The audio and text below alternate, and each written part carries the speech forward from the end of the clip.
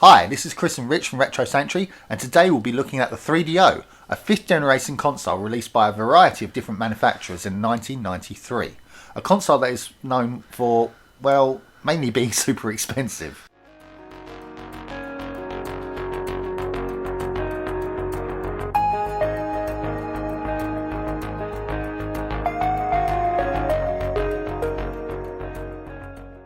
So given that the system is linked to the gaming company Electronic Arts, I thought I'd start with a little history about that company. Electronic Arts was set up in the early 80s by a man called Trip Hawkins. At the time there was a lot of talk about whether video games should be seen as a creative outlet, or whether game designers were really no better than those working on a factory line. So Trip Hawkins, he basically very much agreed with the former proposition, and he set Electronic Arts up as a company that would try to respect game designers as artists in their own right. A lot changed sort of later on, obviously. The computer games that made would be sold in elaborate cardboard sleeves, much like records, and they would open up to show artwork and photos of the designers and such. Trip was an interesting figure in the games industry and would often do interviews in the magazines of the day. In 1991, Trip decided to form a new company which he called the 3DO Company. With the burgeoning consumer adoption of the CD format at the time, there was a lot of talk about creating multimedia consoles, with the general feeling being akin to why create a dedicated games console that only played video games when you could also make one that plays music and movies too. Trip Hawkins wanted to try his hand at selling something like this himself, but he also disliked that with consoles you would have to buy different ones to play different games. He envisioned a console market that would be more like the general consumer electronics market, where it didn't matter if you bought a VHS player that was made by Sony or Panasonic, as they all basically played the same videos anyway, because they followed a standard specification. He wanted this kind of standard for video games, and he wanted 3DO to create that standard and sell it to the major electronics manufacturers to build and sell. He did actually have some success with this. He got obviously Panasonic on board, and he also got Gold Star on board as well quite early to manufacture the 3DO consoles. Unfortunately, the sales model caused a major issue for the system though, because you see consoles are generally sold in what's called a razor blade model, where the hardware itself is initially sold at a large loss by the manufacturers in order to get it into as many homes as possible, and then after that money is made back on game sales and royalties. This setup was impossible for the 3DO, as the manufacturers of the console did not really make games or get royalties. As such, they had to sell the console at a profit, as it was all they were actually selling. Due to this, as well as the fact that the 3DO was already pretty state-of-the-art for 1993, the console ended up being one of the most expensive released at launch, selling for some $700, which is equivalent to $1,300 in today's money. Far too much for it to be competitive. The price did fall to competitive levels later on in its life, but this was around mid to late 1995, and by this stage all the hype and momentum for the system had subsided, and all the talk was for the new PlayStation and Saturn consoles that had just been released. All in all, the 3DO ended up with only moderate sales, and only for a short time. It was most popular in Japan, likely due to the link to Panasonic.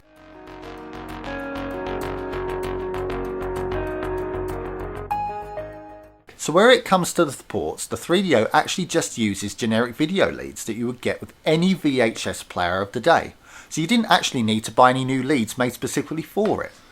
This design choice is likely due to its mass market focus as a consumer electronics product. For video output, we have an RF port here, a composite port here, and an S-video port here. The power cable is here and is hardwired, and this is the expansion port. The console only has one controller port, which is right here, but this is actually quite an interesting aspect of the machine, as each controller has its own controller port in it, allowing you to daisy chain 6 controllers off of each other for multiplayer games without the need for a multitap. Likely due to the daisy chaining feature, the lead is also super long. The controllers also have a headphone jack and its own volume control. There was a multitude of different controllers released, including an arcade stick, a flight stick, a mouse, and others. Lastly, you have this expansion port, which was where an add-on fitted that allowed the system to play a format called video CDs. This was a format that came out before DVD and had a much lower visual quality, being more akin to VHS. It was somewhat popular in Asia. No add-ons are required to play music CDs, however. Like most of the CD consoles of the time, the 3DO can play these straight out of the box. The 3DO doesn't really have memory cards. Games generally save to an internal storage of only 32K, but you could get a memory expansion for the system which slotted into the expansion port. This, however, was very rare and only released in Japan. The save system works reasonably well, but space does run out fairly quickly depending on what games you're playing. With some games you're playing a handful of games at the same time, but others, like Quarantine for instance, take up almost the entire thing on its own. Another mild issue is that, at least with this original model, there is no inbuilt file manager. So to look through and delete save files and such requires you to put a CD that came with the console and included a file manager. Some games also included a save file manager, but not all. An important release for this system in the area is a third-party program called Game Guru. This was similar to cheat devices such as Game Genies and Action Replays and such, but on top of the cheats it also gave you the ability to compress your save files on the internal storage, freeing up much needed space. So what's your history with the console then, Rich? Well, I actually have a lot of history with this machine because this was actually the console I owned during the first half of that generation. So basically, I'd seen one in a sort of local shop. This was after they were discontinued in 1996, around that sort of time, and they were selling it for only 50 quid. So I didn't have a whole lot of money at the time, and I knew from my magazines that they were supposed to be okay, even though that was sort of a failed console, that they were supposed to be, reasonably okay console.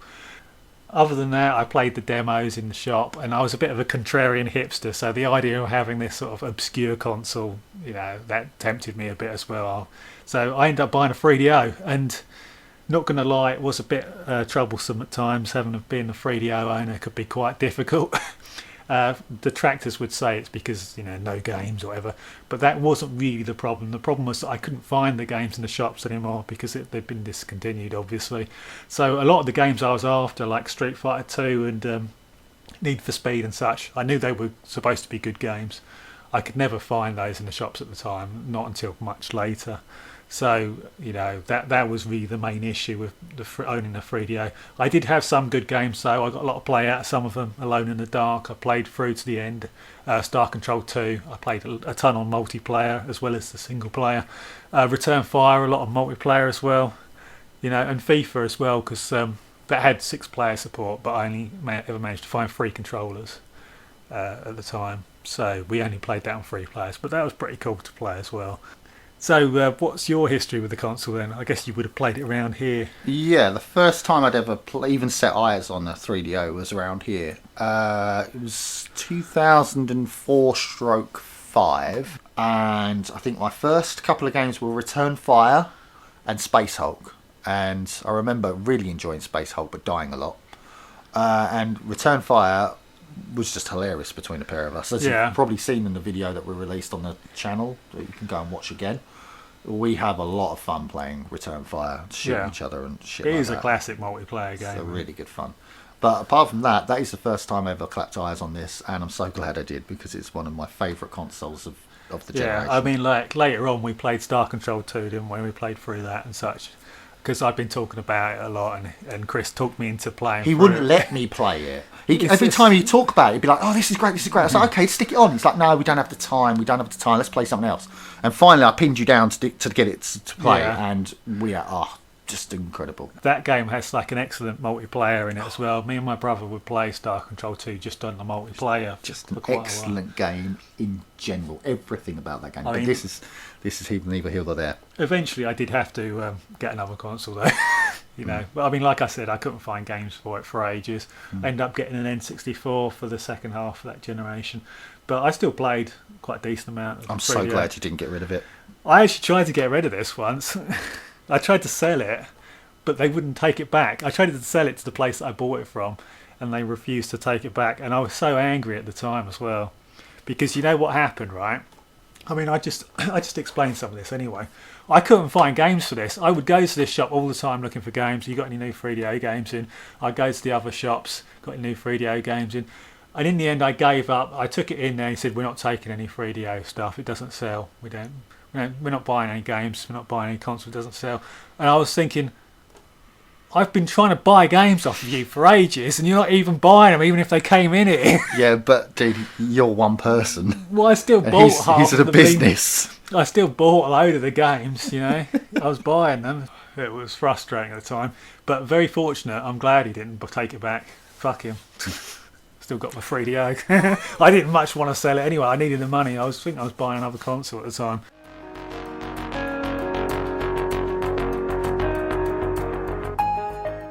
So whilst initially the 3DO had a lackluster launch lineup, it did actually end up with a surprisingly quite large library of games. And the 3DO doesn't really have region lockout either, so the vast majority of the games are region free, which is a nice gesture at the time really, and very few of the companies did that. There are a few hundred games on the system, but a hell of a lot honestly just aren't worth playing.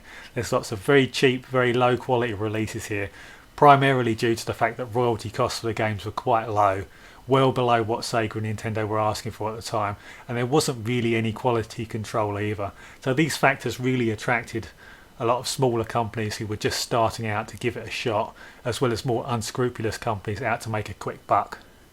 Still, some companies like Electronic Arts and Crystal Dynamics and Interplay as well, they did put a lot of good support behind the machine, and it ended up with a small but solid lineup of releases, as well as a good number of PC ports.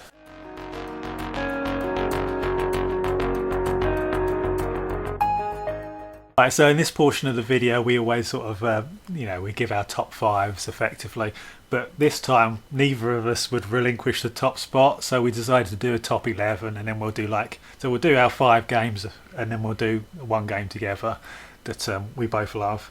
So to start with, I'm going to go with FIFA. So the 3DO was very much known as being like a sports console at the time. That was because of its support from Electronic Arts mainly, So they had the latest versions of all these sports games, and they were much better than a lot of the ones on the Mega Drive and the Super Nintendo. So, this was a great game back in the day. It was much more advanced than a lot of the other ones. As I say, it had 6-player support, and I had a good time playing it on like 3 players at the time. So that's going to be my 5th, I reckon. So what's your 5th then? So my 5th would be The Incredible Machine. Now this is basically a physics puzzler. They give you a few objects to complete an objective, much like scissors cutting something, or a ball rolling, or a bucket, or a balloon, and you'd have to put them in a certain order or a certain way to make it so the machine would work and then fulfill the end objective. So that is basically The Incredible Machine.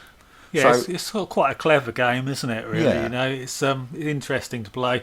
It's a PC port, and I think the 3DO was the only console that got a port of this game, and they actually slightly improved it as well. They improved the graphics a little bit, so it's quite nice.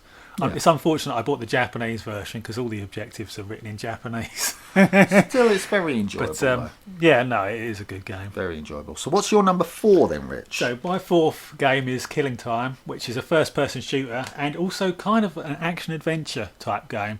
So obviously Doom was massive at the time, and the port of Doom on a 3DO unfortunately was crap. They made a complete mess of it. But Killing Time sort of half filled that void, in some ways. Unfortunately the game it's not quite smooth enough. It's not as smooth as Doom, but the good thing about this game actually is, like I said, the adventuring aspects. So it's all set in one massive non-linear mansion effectively, so you can explore wherever you want, and you get the keys to open up the mansion slowly. You pick up the different weapons, but also there's magic potions in this game. And when you find the magic potion, they give you a bunch of different abilities. They need to be refilled, these potions, like sporadically. But each one gives you different abilities. So it's almost like you're powering up as well, and you've got to explore the mansion. The fastest way, the best way to get a lot of weapons, and all these different abilities and such. So it's almost sort of like Metroid Prime, Proto-Metroid Prime, in that it tries to add some adventuring aspects in, and that's really where this game shines, I think. Other than that, the music in it is very good, and I quite like some of the art design and the enemies and such as well. So I do quite like a lot of aspects about this game. The start of this game is kind of horrible, though. I won't lie. This game really throws you in the deep end. The first enemy with like the shotgun, you played the game, haven't you? Jesus. The first enemy that you come across is this guy, like a hunter, and he's actually one of the hardest enemies in the game for some reason. You can't barely dodge around him or anything. So you've got to take the beginning really, really, really carefully. which is just a weird decision. But as soon as you get in the mansion, this game really opens up, and it's actually a lot of fun, I would say. Yeah. You get used to using the strafe and such. So what's your fourth game then? So my fourth game would be Battle Sport. Now, I first experienced this on the PlayStation 1. And then because of my experience and because of me telling Richard about it, he then bought it, didn't you? Yeah, it was kind of annoying actually, because you remember I mentioned earlier that I couldn't find any games for ages. They actually had this in the shop round the corner, but I'd never heard of it, and I thought it looked bad, so I never bought it. No. And it was a bit of a shame because I quite enjoy that game as well. Big mistake, because this game is excellent. It's basically, I would say, a mixture between basketball and tanks. So you have your own tank, you go around an arena and you can either shoot the hell out of the opponent and destroy them and then score, or you can try and whiz around the arena by strafing, by moving fast, by jumping and shooting the ball through the goal. It's sort of like a futuristic sports kind of title, isn't it? Yeah. And I tell you what, there's a game that's similar to this but much, much, much cruder called Ball Blazer, which is somewhat popular in old Atari consoles. But in Ball Blazer, you literally just sort of move around and push a ball into a goal. So it's like a first-person shooter with a ball, you know. And in some ways, it reminds me a little bit of this game, but there's a lot more to this. So with this, you can go into the campaign mode and you can upgrade your tank as you go, as you win matches. You can get different weapons, you can get different bodies, different shielding, all sorts of different things. So really quite customizable. Multiplayer wise, it's extremely fun to play. Yeah, that's where it shines really, mainly, is the multiplayer. I mean, this is probably one of the only games that I've completely destroyed Richard at before, because I had this before he did, and I put so many goals past him it wasn't even funny. I have no chance in that game. I was thinking that the other day actually when I was playing it. I was thinking if Chris was here he'd be destroying me. I do. But yeah, this is my number 4 game. So, what's your number 3 game, Rich? So my number 3 is Alone in the Dark. This is the original Alone in the Dark as well. So this was only released, I think the 3DO was the only console that got a release for this as well. So this is a PC game from maybe a year earlier, with all of the additions from like the CD formats that had like music and voice acting added to it and such. So Alone in the Dark is sort of like a proto survival horror game in a lot of ways. It plays very much like how Resident Evil would play like a few years later. So you're exploring around, you know, a mansion again in this one as well, doing simple puzzles, you know, fighting off monsters and such, and exploring and learning the lore behind what's going on. You know, you sort of read through books and manuscripts and diaries and things. It's got great art design, I think. The music is fantastic in the game, and it's a nice adventure game. I think probably this game had a big effect on the industry and doesn't get a lot of the credit that it probably deserves. It is a bit dated, unfortunately, as a lot of the games, the 3D games from this time period. The frame rate's quite bad, isn't it? I mean, you have played it a little bit. It's quite stuttery. So, but I mean, that's somewhat normal for the time, to be fair. And I feel like people could still play it. I don't think you'd have Resident Evil if you didn't have Alone in the Dark. I don't think you would do. And Resident Evil, everybody loves that. So yeah, no, Resident Evil definitely is inspired by this game, at least partially. But obviously Resident Evil improved a lot. The combat's better and the frame rate and such. But for the time, this is like a very important release, I'd say. So I definitely had to put it in my top 5. So what's your third then?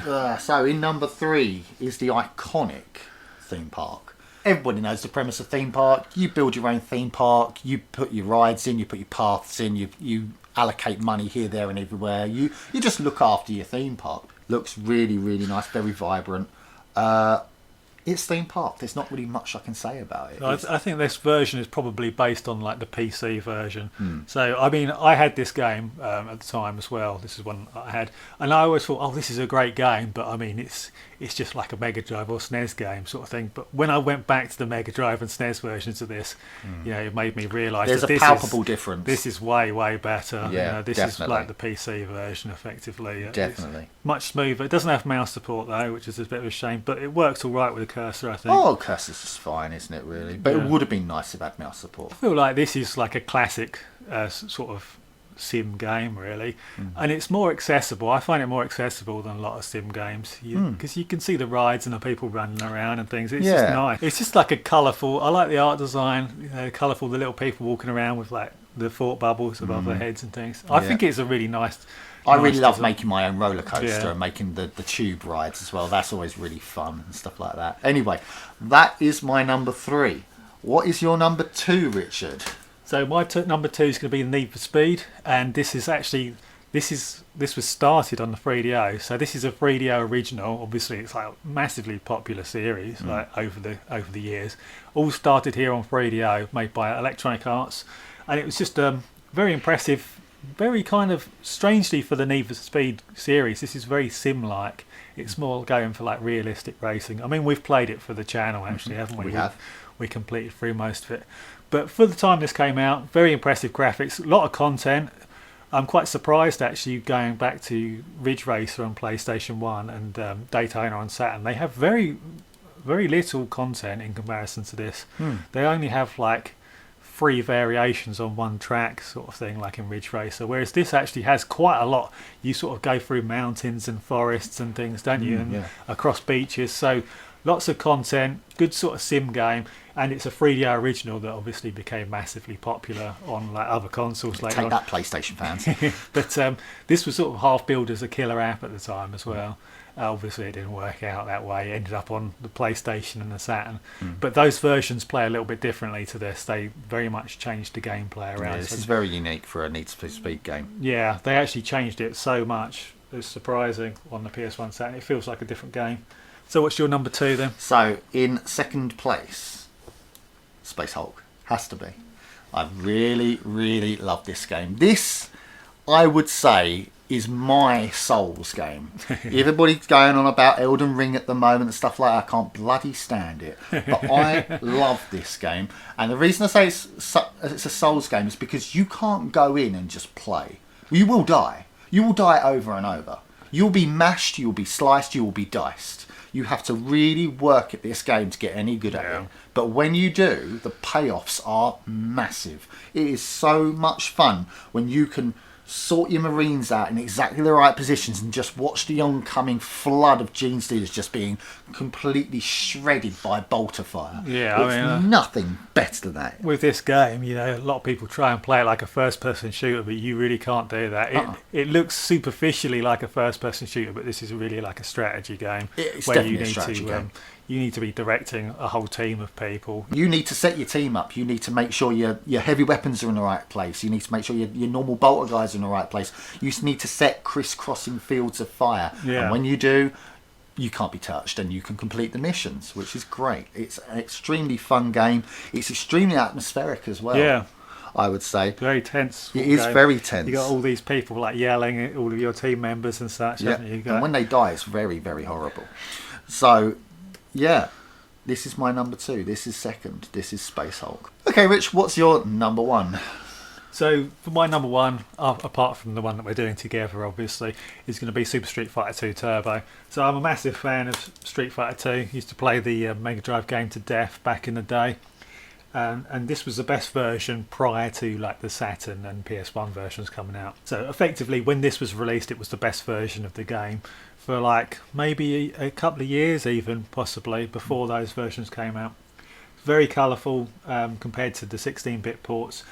The music is all it's all CD music, and it's all been redone as well. So it's very, very nice soundtrack on this, and yeah. So I mean, everyone knows what Street Fighter 2 is, don't they? Really, it's a fighting game. You got all these different special moves and such. One of the best 2-player games ever made. Sort of genre-defining title, really. Yeah. Yeah. You want to tell everybody how we first experienced Street Fighter together? Don't know what you mean, Chris. So it was around my house. I had this on the SNES. Now, I didn't know that Rich was completely into this game, and he actually said to me, "Oh, Street Fighter 2, what's that? I've never played that before." But we just found out that he played it to death. He proceeded to annihilate me over and over and over until he admitted that actually, yeah, I have played this quite a lot before. I was seething. I was so angry. I was completely bamboozled. Good old memories. So what's your number 1 then? So obviously, without the super special Uber number 1, this is going to be my number 1. This is Return Fire. We talked about it earlier. What you basically have to do is you have to take the flag from the enemy base and plant it at your base. But it's not as simple as that, because each different vehicle, you've got a helicopter, you've got a jeep, and you've got a tank. You've got a tank, helicopter, jeep, but you've also got like a carrier that A drops mine mine. layer. Yeah. The jeep is very weak. Yeah. It's not got very many weapons. I think it's just got a grenade on it, Yeah. hasn't it? But the thing is, it can carry the flag. So you have to go in, you have to destroy whatever you need to destroy in order to get the jeep in, take the flag, get it back to base. And that's where the hilarity ensues. As if you regular watchers of the channel have seen, we have released a return fire video. Yeah. And it is a hell of a lot of fun. Yeah, it's the multiplayer is the thing with this game, isn't it? It is a classic multiplayer game. Yeah. Do you know what the feeling it gives me as well? When you first board into the helicopter, it plays Flight of the Valkyries. Yeah. And like, and I'm like, yeah, come on, let's go! It's just so much fun. Absolutely incredible multiplayer game. There's literally only one more game on this system that I think is better than this, so this is my number one. So, Rich, What's the game that we refuse to give it? What's the only game we haven't mentioned that we talk about constantly? The game that neither of us would relinquish to We the were other. fighting over it. I said, I want this for my number one. No, I want it for my number one. There was literally no way we were going to sort this out, so we had to make it an 11 game list. So the 11th game we're going through is going to be Star Control 2 on the 3DO. Tip top, number one, best ever 3DO game, bar none, is this game right here, Star Control 2. I mean, it is one of my favourite games ever made. There's just so much to it, isn't there? Agreed. It's an action-adventure game where you sort of explore space, talking to different alien races, making alliances with some of them, and just destroying the others effectively, solve puzzles and things. Completely open world, you can go anywhere, anytime, and do anything. Yeah. And it requires you to as well, because it's a resource management game as well. If you want to build extra ships, if you want to upgrade your ship, you need to go and mine materials from other planets. And there are tons and tons and tons of other planets. It's literally a galaxy full, a universe full of stars which you can visit. It's just so much to do in this game. There's so much scope in this game. I mean, you've got to upgrade your ships and such. You've got to choose your group of ships, because you have like a fleet, don't you? So you can build a load of different ships as you make alliances. You can build different ships throughout the game. Each one has different abilities, so they have different strengths and weaknesses and such. There's, like you say, there's mining items and things. A lot of the main gameplay is done through sort of you meet an alien and there's like text boxes, isn't there? And you choose, and what you choose makes a difference as well. It really does, to the game. So if you say the wrong thing to someone, it might result in you end up having to battle and destroy them. Whereas correctly choosing the right things to say to them might have them join your side and such. But yeah, I mean, the scope is fantastic in the game. It's got a great storyline. It's quite funny as well, actually. Yeah. I mean, I can't think of a lot of really good video writing. games that's this funny. But yeah, they did a very good job on it. I guess some of the aliens look a bit cheap, maybe. But that adds to its charm. But I think, I mean, it has like a feel of the original series of Star Trek, doesn't it? It's going for like almost slightly campy sort of. But at the same time, it can be like that and it can be humorous, but it also has an epic story that it kind of pulls off as well. So It really does. It's not like I implore you, if you haven't played it, you can actually get very lucky, because a group of people actually made it a port onto PC and onto smartphones as well, and it's free. You can play it for free, and it's a really, really good port. So play it. Yeah. It's excellent. You won't be disappointed. But if you can get it on the original 3DO, then that's the best way to play it. Best say, so this originally was a PC game, effectively. It came out on the PC. When it came to being put on the 3DO, they'd put a lot of work in this, though, because there was no voice acting before on the PC. So they've done voice acting, which is quite good quality for the whole game. Excellent quality. And all of the FMVs that have been added in as well. So they've made a lot of improvements to this game. It doesn't just sound like one guy's throwing a voice here and there and everywhere. Yeah. They've got a lot of voice actors in there doing a lot of different voice acting. So what Chris is talking about with it is basically all these additions that were put into the 3DO version, they were then ported back to the PC and mobile phone and such. So you can play this version on those systems as well. Yeah. But yeah, I mean, it is one of my favourite games. I think it's fantastic. came out fairly early in the generation, obviously, because a lot of the PS1 and Saturn were only just coming out really when this game came out, and I do feel like it's one of the best games of that generation still. And it's aged beautifully. I would say this game is my second favourite game of all time after Final Fantasy VII. Literally of all time. Anything and everything I've played, this... It is one of my favourites 2. as well. May well be my favourite, I think. Really, number 1, your favourite game of all time? Possibly, yeah. I think there's a good chance. Wow. It's a game I like to come back to. You couldn't pick a better game. Well, you could, it'd be Final Fantasy VII, but after that, you can't pick a better game. Absolutely fantastic. So that's our top 11 games. But if anyone's interested in finding out any more about the 3DO's game library, I have actually done a top 50 on my website, and the link is in the description below. So check that out if you're interested in learning any more about the system. So what do we think about the console then? I think this console's a bit underrated, to be fair. It gets a lot of hate online, not so much anymore, but like in the starting years of YouTube you saw a lot of hate for it. But I do feel like the retro community sort of warmed to it a little bit. I mean, back in the day, as I said, magazines didn't hate on this anyway. The magazines of the day generally thought it was sort of an okay console that just didn't have quite enough games and was too expensive. And I think that I generally agree with that. Where it comes to the design of it, I think they were quite forward thinking in a lot of ways. They really did predict the way the market would go, you know. Out of all of these early consoles like the CD32 and the Atari Jaguar and such, this one is the closest to what would happen with PS1 and Saturn when they came out, you know. So obviously they went with the CD drive, which the Jaguar didn't, and even the N64 didn't. They've gone with a focus on 3D graphics with texture mapped polygons, which is pretty much how things went, because the Atari Jaguar went for, I think it's called garage shading, which is like there's no textures but it's really shaded well, and that's not really that's not where the focus was in the end. And the CD32 could barely even do 3D. But other than that, the controller has the side buttons. Obviously the Super Nintendo had them as well. But side buttons quite required, I think, for first-person shooters. Definitely. You notice when playing the Atari Jaguar with the original Jag controller, which didn't have side buttons, you would have to hold a button down and push left and right to strafe. That's just confusing. So, the controller is quite reasonable for that. They got very low licensing fees, which led to a lot of game creation on there, which I think that Sony actually did the same thing when they came out with the PS1. They asked for lower royalties, which resulted in them getting a lot of games as well. So I mean, in a lot of ways, it kind of predicted where things were going. So what do you reckon then about it? I think it's a good little console. I think it does get a lot of hate where it doesn't need it. So it wasn't a world beater.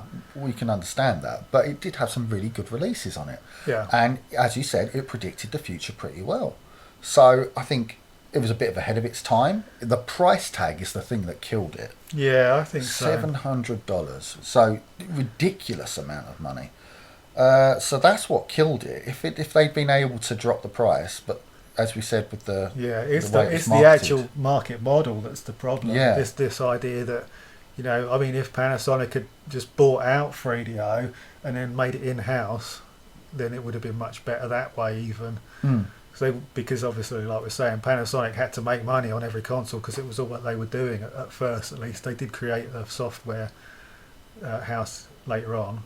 But at least if Panasonic had bought out 3DO, they would be able to get the royalties from the third-party software, which they weren't even getting that. So that would have helped. They could have dropped the price. They could have taken a loss on the consoles, tried to make it back, like all of the others did. So that is the problem, is the actual inherent idea of the 3DO in some respects. So, yeah. Unfortunately, that's the way it went. But I really like the console. I love sticking some of the games on it. Just for a little bit of fun. It's got a lot of replayability to it. Just in general, it's a good console, and it gets a lot of shtick for basically nothing, really. Yeah, I think one thing that's interesting about the game library, I mean, obviously, like we're saying, it's not a massive game library. I think there's over 200 games on it. Only about 40 or 50 of them are really worth playing, and a lot of those are a bit dated, unfortunately. Now a lot of them got ported to other machines. But one thing that does sort of stand out about the library is, quite oddly, it encompasses a lot of genres. Oh, hell of a load, It's yeah. kind of as though they've got like 2 or 3 of each type of game on there. Like It's a journeyman's console. 2 or 3. They've got all bases covered. Anyone could pick this up at the time, and they would find something that was interesting. Yeah. 'Cause you got a few sports games, a few first-person shooters, a few action adventure type games.